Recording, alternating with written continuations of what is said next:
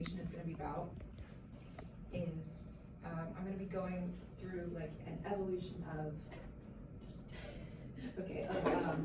Latin American identities and how the works here in the Bentley Rare Book Museum show a kind of timeline through how these identities have developed over time.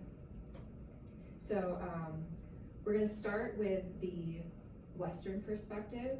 I want to highlight most especially the Latin American perspective, so I only did two for the Western perspectives, but these really grasp like how the Western world has influenced the way that the world looks at Latin America and perceives Latin America.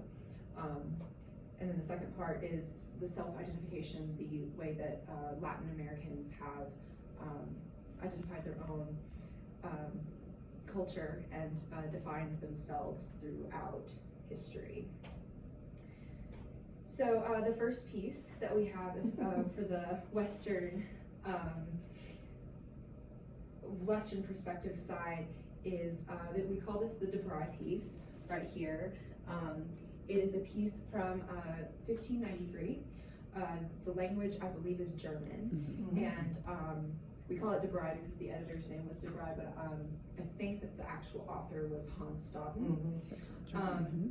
So Debray was the engraver as well as the editor, so he did the artwork, and he had never been to Latin America before. He had never seen indigenous peoples from Latin America, so when he was inserting these pictures into these books, he had nothing to go off except for his imagination and what he had heard. So he did a really poor job of accurately depicting the natives of Latin America.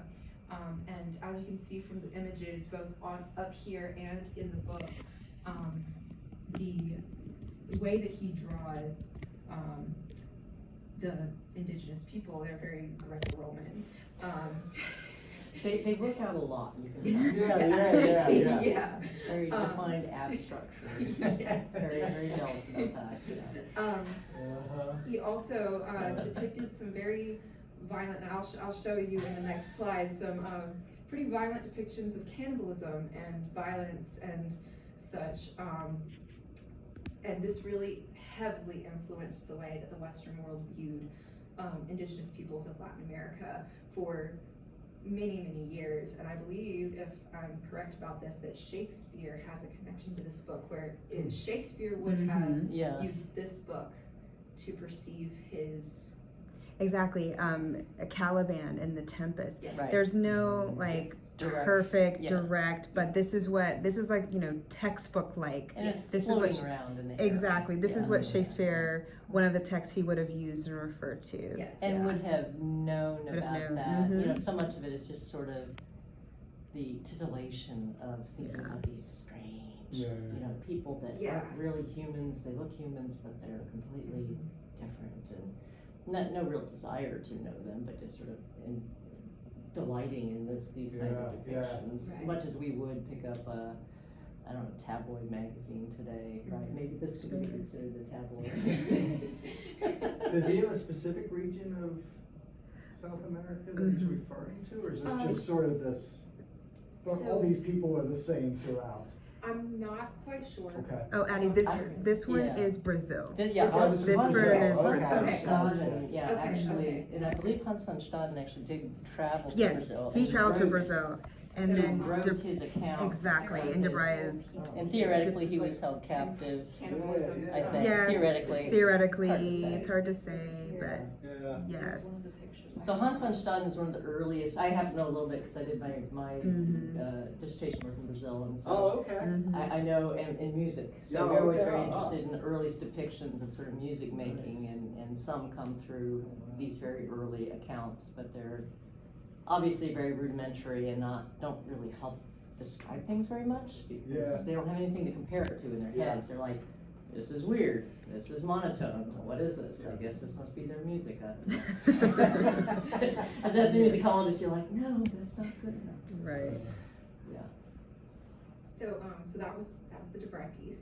The second piece that we have, these were the more images. And you know, the barbecue scenes are just, you can imagine audience of the day going like, you know. And so this, if I'm not mistaken, this was an expensive book, probably because of all the large illustrations. Absolutely. And was kind of a bestseller. Exactly. Right? This is actually technically book 3. This is part 3, and the full series is called Voyages of America or something. Right. So this is just one part of it. Right. Yeah.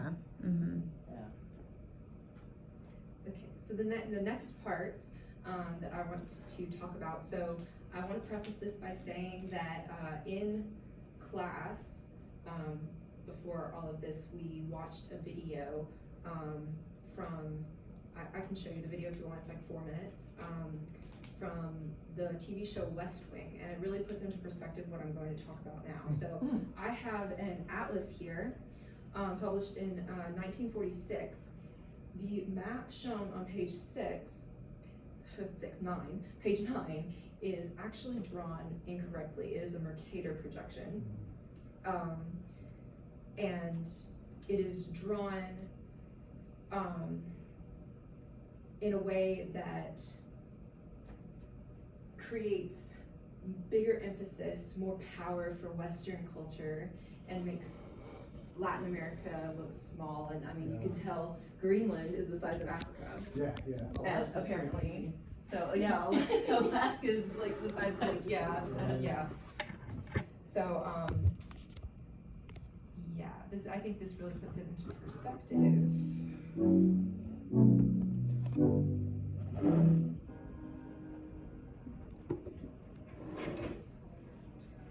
Hi, I'm sorry. Hello. Sorry to be late. No problem. I'm CJ Craig. Of course you are. I'm Dr. John Fallow, Dr. Cynthia Sales, and Professor Donald Huke. Hugh. Huke. Okay, and you are the Organization of Cartographers for Social Equality. Well, we're from the OCSE. We have many members. How many? 4,300 dues-paying members. What are the dues? And $20 a year for the newsletter. Let's start. Wait, I want to see this. This is Josh Lyman. Indeed you are. Josh, this is Dr. Fallow, and Hi. Ms. Merriman. Yes. Should we begin? Yes. Plain and simple, we'd like President Bartlett to aggressively support legislation that would make it mandatory for every public school in America to teach geography using the Peters projection map instead of the traditional Mercator. Give me $200 and it's done. Really? No. Why are we changing maps? Because, CJ, the Mercator projection has fostered European imperialist attitudes for centuries and created an ethnic bias against the Third World. Really? The German cartographer, Mercator, originally designed this map in 1569 as a navigational tool for European sailors. The map enlarges areas at the poles to create straight lines of constant bearing or geographic direction. So it makes it easier to cross an ocean. But Yes. it distorts the relative size of nations and continents. Are you saying the map is wrong? Oh dear, yes. Look at Greenland. Okay. Now look at Africa. Okay. The two land masses appear to be roughly the same size. Yes. Would it blow your mind if I told you that Africa is in reality 14 times larger? Yes? Here we have Europe drawn considerably larger than South America. When it's 6.9 million square miles, South America is almost double the size of Europe's 3.8 million. Alaska appears 3 times as large as Mexico, when Mexico is larger by 0.1 million square miles. Germany appears in the middle of the map when it's in the northernmost quarter of the Earth. Wait. Relative size is one thing, but you're telling me that Germany isn't where we think it is? Nothing's where you think it is. Where is it? I'm glad you asked. The Peters projection. It has fidelity of axis. Fidelity of position. East-west lines are parallel and intersect north-south axes at right angles. What the hell is that? It's where you've been living this whole time. Should we continue? Huh? I would. So, you're probably wondering what all of this has to do with social equality. No, I'm wondering where France really is. Guys, we want to thank you very much for coming in. Hang on, we're gonna finish this. Okay. What do maps have to do with social equality, you ask? She asked. Salvatore Natoli of the National Council for Social Studies argues, in our society, we unconsciously equate size with importance and even power.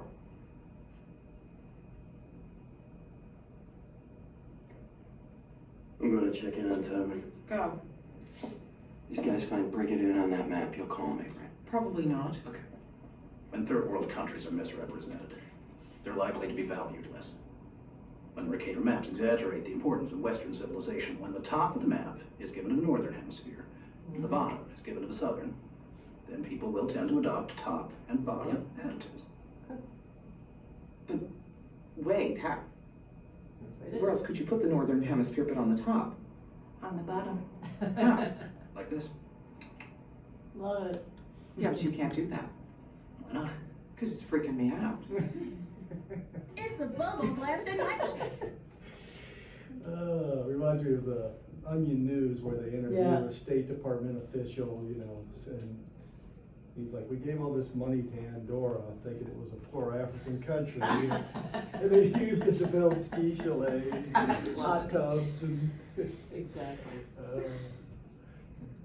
Well, essentially, the video said most of it. Really put into perspective what this piece is saying. So, this piece is a Mercator projection instead of a Peters projection, and in 1946, it just shows. I mean, this is 1596 to 1946.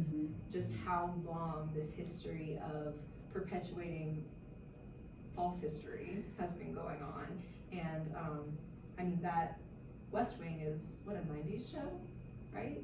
I mean, early 2000s. Maybe. I don't think I didn't really watch it, Yeah. so I'm not sure that. Well, I mean, More like, we don't. This is the piece that we have, but the issue continues even to today. Absolutely. I will say it is fascinating to look at the history just of maps and map making, because Yes. you know, they're really this idea that we have in our mind that somehow maps are objective representations of reality.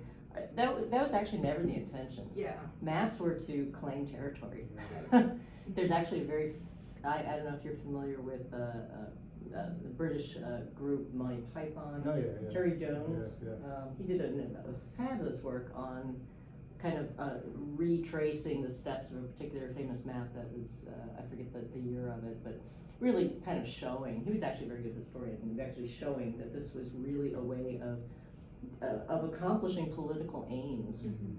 So in a way it makes it better for it to be stated, this is a political view.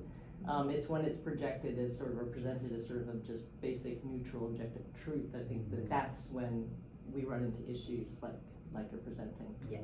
Yeah. So we are now moving into the self-identification piece as written and interpreted by Latin American people themselves. So the first piece I really want to talk about, this is kind of going in a chronology manner, but so the first piece we have is a 1970 copy of 100 Years of Solitude. Now, 100 Years of Solitude came out in the 60s. 67. But this piece is in English, and it's the first edition copy of the English translation of 100 Years of Solitude. And it is an instrumental piece in just literature in general, but especially Latin American literature. And Gabriel Garcia Marquez did an amazing job incorporating his own personal life, his experiences growing up in Colombia, his experiences with dictatorships, his experience with his own culture. He did a great job of putting that into his book and interpreting it through magical realism, which is a very creative way of doing it and making it very engaging for a multitude of audiences. So I think that that's a great piece for how Latin American people have evaluated their own histories and evaluated their own culture to analyzing it themselves and starting to define it. themselves.